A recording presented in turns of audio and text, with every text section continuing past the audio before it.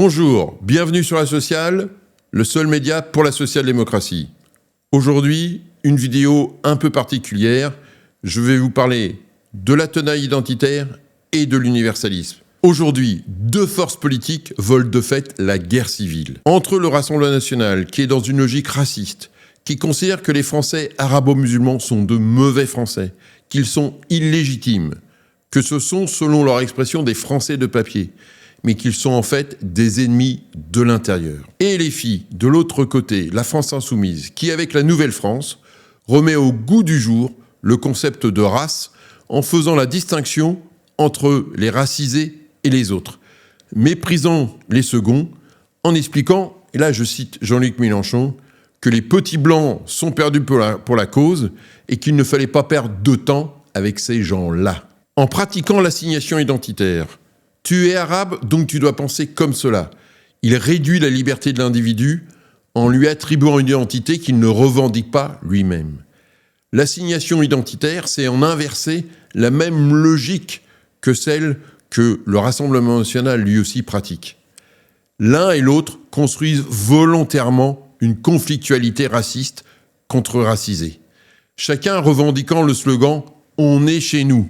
Sous-entendu, l'autre n'est pas chez lui. Il doit donc partir. Il y a clairement la volonté de liquider l'autre. Généralement, les guerres civiles commencent comme cela. Quand on n'accepte plus l'autre, le différent. Cette tenaille identitaire, c'est quoi ? C'est la volonté d'enfermer le débat politique et citoyen entre ces deux polarités. Pour le Rassemblement national, si tu n'es pas sur sa ligne, tu es un islamo-gauchiste, donc un mauvais Français, un traître à la nation, un ennemi de l'intérieur. Pour LFI, si tu n'es pas sur sa ligne, tu es un raciste, donc un ennemi de l'humanité à combattre absolument. Cette tenaille vient de loin. Pour le Rassemblement national, et avant lui le Front national, c'est constitutif de sa création.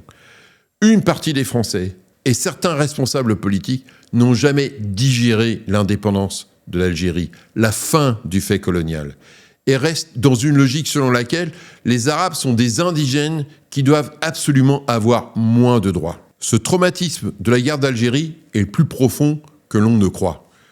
Une anecdote.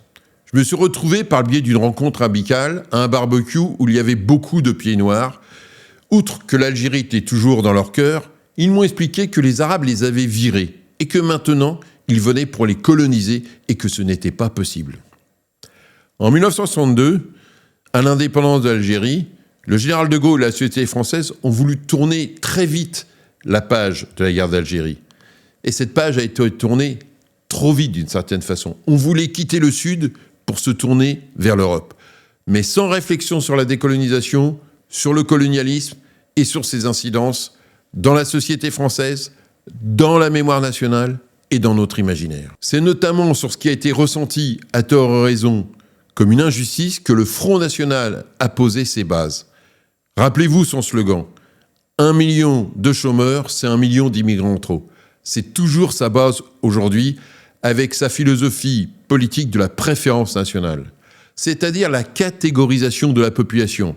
Comme il y avait cette catégorisation de la population avec plusieurs statuts dans l'Algérie coloniale. Jean-Luc Mélenchon, lui, a longtemps été sur une matrice républicaine. Mais LFI a changé de stratégie. Il a pensé à un moment donné pouvoir rallier à lui, à sa stratégie populiste, les fâchés, pas fachos, selon son expression, avant de constater que la classe ouvrière blanche avait quitté la gauche, ou plutôt d'ailleurs que la gauche l'avait quitté, pour soit voter Rassemblement national, soit s'abstenir et sortir du jeu politique. Constatant que dans le délai de vie politique qui lui reste, il ne pourrait pas les récupérer, il a changé de cible. Il a appliqué ce qu'il avait appris quand il était trotskiste, à savoir tout ce qui bouge est rouge.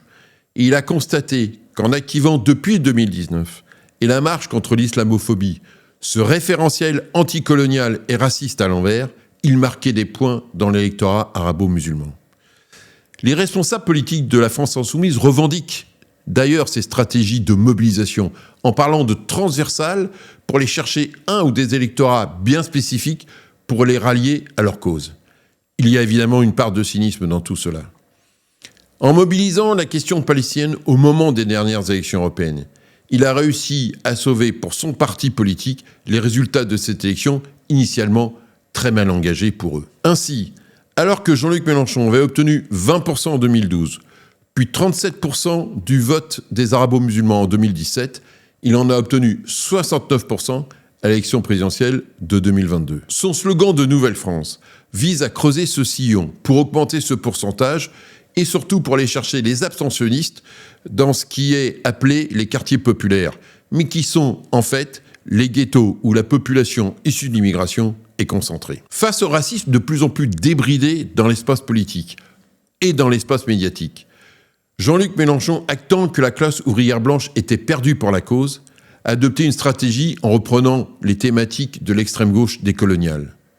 Le racisme d'État, la police tue, le combat contre le colonialisme et le sionisme, contre l'islamophobie, lui permettant ainsi d'ouvrir une perspective politique à ces Français issus de l'immigration, dont le Rassemblement national et une partie de la droite contestent la légitimité. Ainsi, nous retrouvons-nous aujourd'hui avec deux France face à face.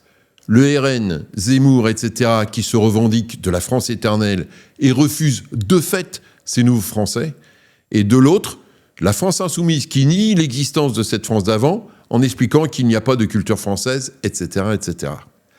Alors, comment sortir de cette tenaille identitaire qui peut mal finir, qui va mal finir ? Il nous faut reprendre le récit de notre histoire, celle de la Révolution française et de la Déclaration des droits de l'homme, qui affirme l'universalisme, c'est-à-dire qu'un homme ou une femme ne se résume pas à son genre, à sa religion ou à son absence de religion, à son origine, que ce qui compte n'est pas ce qu'il est, mais ce qu'il fait, que l'identité de quelqu'un est multiple, et que finalement l'universalité, c'est la liberté de l'individu de se construire comme il le souhaite. Ces principes de l'égalité de tous les citoyens devant la loi, ce refus de distinguer les citoyens selon leur origine ou leur religion, la priorité de la citoyenneté sur les appartenances particulières sont plus que jamais d'actualité. Ce combat pour l'universalisme doit être mené à nouveau. En effet, nous avons été nombreux à penser que l'universalisme était une valeur largement partagée. Il est toujours dans la société française.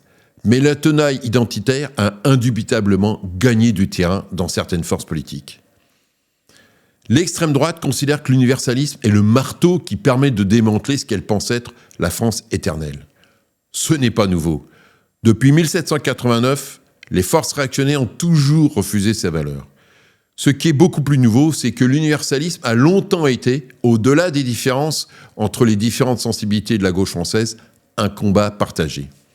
Ce n'est plus le cas et c'est un changement fondamental.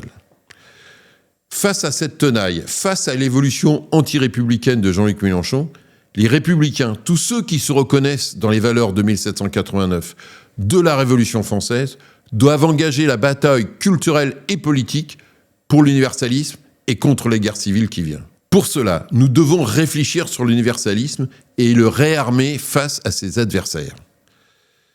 Face au Rassemblement national et à sa préférence nationale, c'est assez simple.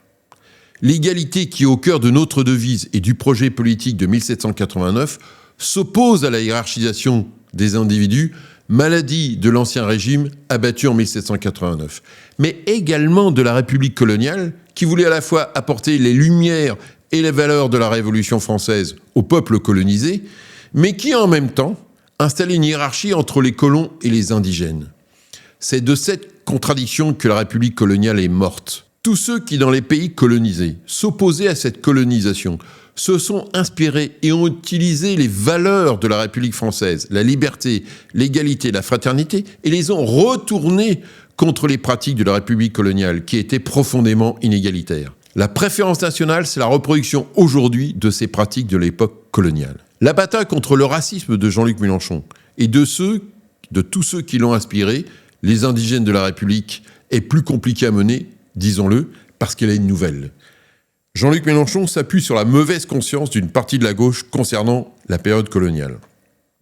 Alors comment le combattre ? Quelques pistes. Ma conviction, c'est que le travail le plus important que les universalistes doivent mener, c'est de travailler à sortir de l'imaginaire colonial qui continue à irriguer notre mémoire et notre société. Nous devons intégrer notre histoire coloniale dans notre histoire nationale. Pas simplement la décolonisation.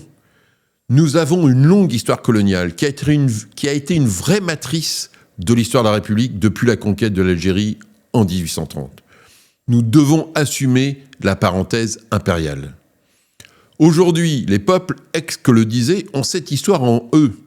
Ceux qui ont émigré l'ont en eux, et leurs enfants et leurs petits-enfants également. Mais la France n'en parle pas. Car s'il y a eu décolonisation, il y a eu colonisation. L'Empire a joué un rôle important, par exemple dans la guerre 1914-1918 et pendant la Seconde Guerre mondiale. Le film récent sur De Gaulle a d'ailleurs rappelé ce rôle de l'Empire. Mais l'imaginaire de la colonisation, du refus de l'égalité citoyenne, qui a été le marqueur avec ses multiples statuts inégalitaires, a profondément imprégné la société française, sans même qu'elle en mesure la profondeur. Ainsi, on continue à parler de Français d'origine immigrée, quand bien même ces immigrés, entre guillemets, sont là depuis plusieurs générations. Permettez-moi une anecdote. J'organisais il y a quelque temps un débat sur ce sujet à Argenteuil. Et une maman dans la salle prend la parole en disant « On a demandé à mes parents de s'intégrer. À moi, on me l'a demandé aussi. Et à mon fils aussi, on est en train de lui demander. On va demander à combien de générations de s'intégrer. Nous sommes citoyens français. » Ce constat et cette colère disent bien la situation.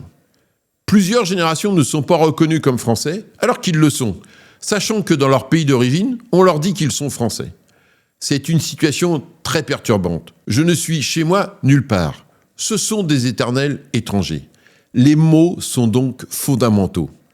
Les universalistes doivent porter un discours unitaire, doivent reconnaître comme français toutes ces personnes. Il y a une demande de nation de toutes ces personnes. Les Britanniques ont une expression que j'aime bien quand ils disent « venez sous la tente » pour signifier de se rassembler sous une même bannière, avoir une coalition large, capable d'accueillir des sensibilités diverses. Alors oui, il faut leur dire « venez sous la tente de la nation, vous êtes chez vous ». Et venez, comme le dit la publicité McDonald's, venez comme vous êtes. Vous êtes français, vous êtes chez vous, la France est votre patrie. Cette réaffirmation va aussi permettre de casser le mythe que véhicule le Rassemblement national du grand départ. Car dans les faits, personne ne repart. Ensuite, il faut assumer le débat sur l'identité. La gauche universaliste en général, et le particiste en particulier, n'a rien dit pendant des années, pensant que par l'identité, comme Nicolas Sarkozy l'avait fait, c'était aider le Rassemblement national. Moyennant quoi, Jean-Luc Mélenchon, s'appuyant sur les thèses racistes, antisémites et homophobes de Houria Boutelja, leader des indigènes de la République, que celle-ci a développé dans son livre « Les Blancs, les Juifs et nous ». Elle considère que la société française est structurée par un ordre racial, que les Blancs, même les plus pauvres, ont un privilège de blanchité et que les Juifs ont rejoint les Blancs dans la domination. Jean-Luc Mélenchon a fait sien cette racialisation des rapports sociaux. L'utilisation du mot racisé dit les choses en réintroduisant le concept de race qui était jusqu'à présent l'apanage de l'extrême droite et que nous avons mis des années à bannir. Nous devons donc, nous, dire deux choses. L'universalisme est une utopie. Nous n'ignorons rien de ce qui reste de l'histoire coloniale et des discriminations qui persistent dans ce pays. Mais nous réaffirmons que l'utopie universaliste nous donne une perspective qui permet l'émancipation des individus, qui permet aux citoyens d'avoir la liberté de construire leur propre identité. Qu'aujourd'hui, chaque identité est multiple, que chaque citoyen a le droit à l'indifférence, qu'on lui foute la paix avec ses choix philosophiques, religieux, de genre, de sexualité, etc. Que cet universalisme est très loin de préférable à la guerre des identités, musulmans contre les musulmans, noirs contre blancs. L'universalisme, c'est la paix civile et celle-ci n'a pas de prix. Churchill disait que la démocratie est le pire des systèmes de gouvernement à l'exception de tous les autres. On pourrait appliquer cette formule à l'utopie universaliste. L'universaliste, c'est la pire de toutes les utopies à l'exception de toutes les autres. Enfin, nous devons dire que la question politique centrale, c'est la construction du « nous ». C'est-à-dire qui fait partie de la team, de l'équipe France. Avec qui sommes-nous solidaires? Avec qui nous ne le sommes pas? Car l'identité française, comme toutes les identités, est dynamique.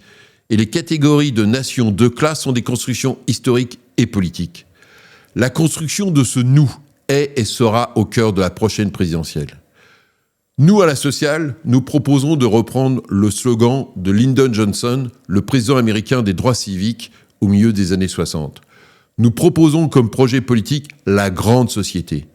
Nous sommes pour une société où tous ceux qui ont envie que la France avance, qu'elle soit en dynamique, se sentent intégrés. Et nous refusons une société qui se rétracte sur des notions de race, de conflits identitaires. Et nous voulons travailler à dépasser l'imaginaire des conflits liés à la période coloniale.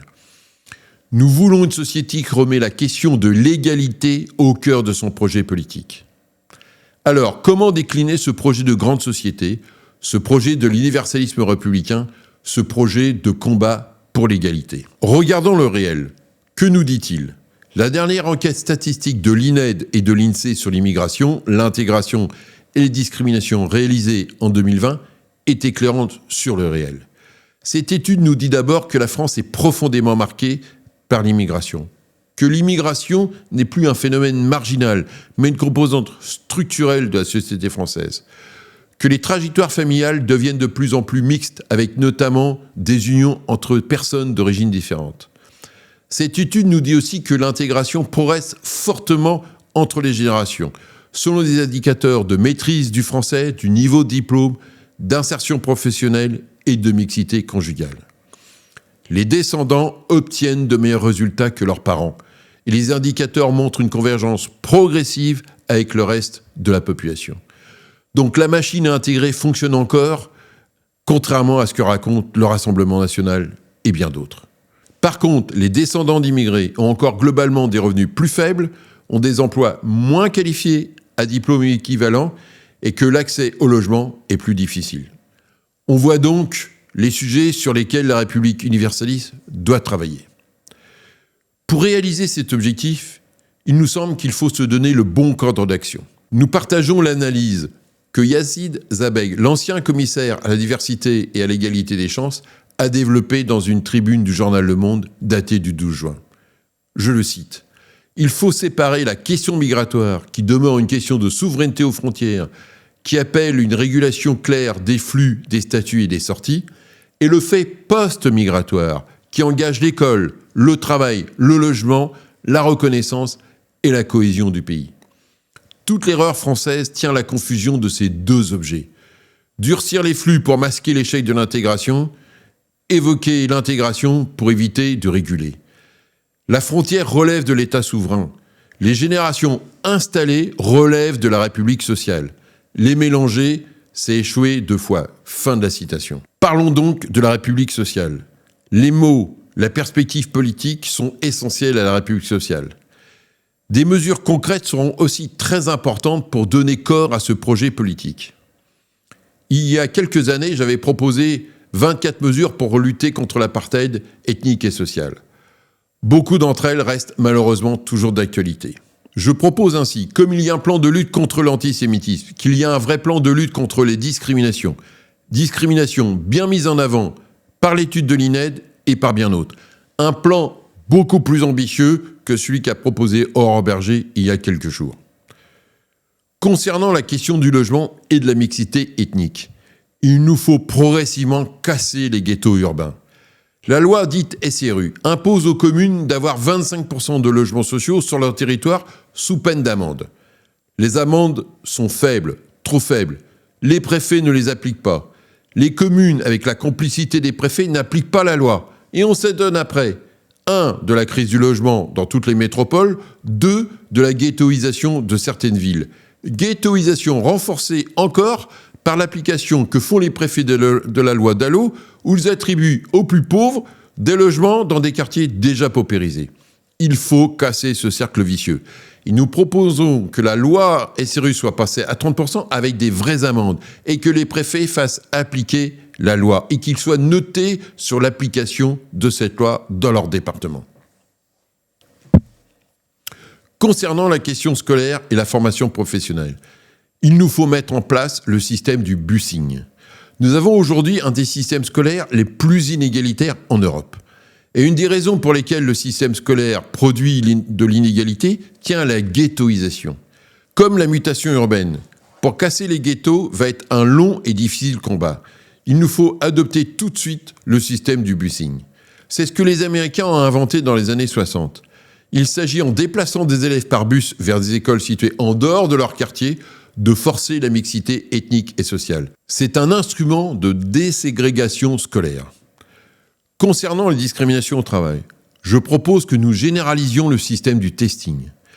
SOS Racisme l'a appliqué par le passé pour les boîtes de nuit, pour les plages privées. Il l'applique aujourd'hui à l'emploi et au logement.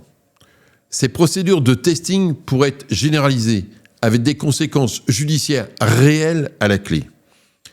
C'est aussi comme cela que nous lutterons contre toutes les discriminations en affichant ainsi un soutien politique fort à toutes ces mesures. La bataille pour l'universalisme n'est pas perdue, loin de là. La force propulsive de la Révolution française n'est pas morte. Notre devise « Liberté, égalité, fraternité » est toujours un green flag. L'utopie universaliste est et reste puissante, car elle est garante non seulement de la paix civile, mais de la liberté des individus de construire leur vie, de choisir le chemin identitaire qu'ils veulent. Éviter toutes les assignations à résidence identitaire et raciale est un élément clé de la liberté. Mettre en avant contre les racismes le combat pour l'égalité est donc un des combats centraux des mois et des années qui viennent. Remettre la nation en récit pour qu'elle accueille tous ses enfants est aussi un des combats centraux des mois et des années qui viennent. À la sociale, nous sommes prêts à mener ce combat. Merci de liker, de partager, merci pour tous vos commentaires. À très vite.